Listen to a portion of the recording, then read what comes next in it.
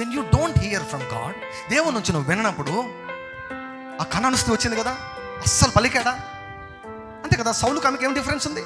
సౌలుకు ఆమెకి ఏం డిఫరెన్స్ ఉందండి? సౌలు మొరపెట్టాడు, దేవుడు జవాబు ఇవ్వలేదు. కనాను స్త్రీ మొరపెట్టింది, దేవుడు జవాబు ఇవ్వలేదు. గుడ్డి భిక్షకుడైన బర్తలోమయి మొరపెట్టాడు, యేసు ప్రభు జవాబు ఇవ్వలేదు. దావీదు మొరపెట్టాడు, జవాబు ఇవ్వలేదు. ఎందుకయ్యా నా దేవా నన్ను ఎందుకు వదిలిపెట్టావని యేసు ప్రభు మొత్తుకుంటే, తండ్రి అన్నట్టు దేవుడు 3 రోజుల వరకు నేను ఏమన్నాను అన్నాడు, జవాబు ఇవ్వలేదు. జవాబు ఇవ్వనప్పుడు ఏం చేయాలి? ఇంకా లోతుగా పట్టుకోవాలి, బతిమాలాడాలి.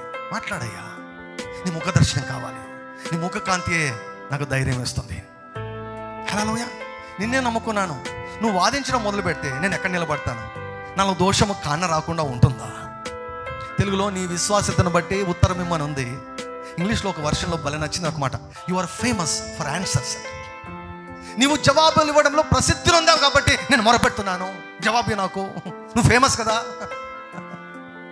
జవాబు ఇవ్వడంలో నువ్వు ఫేమస్ కదా, మొరపెట్టు వారికి సమీపంగా ఉండే దేవుడు కదా, జవాబు అంటున్నాడు. ఇలా సౌలు ఎప్పుడూ ప్రార్థన చేయలేదు, మరణం దగ్గరికి వచ్చిన తర్వాత కూడా ప్రార్థన చేయలేదు. దేవుడు జవాబు ఇవ్వలేదని చెప్పేసి గుర్తుపెట్టుకోండి, ఎప్పుడైనా కూడా మీకు మీరుగా దేవుని పైన ఆధారపడడం నేర్చుకోండి.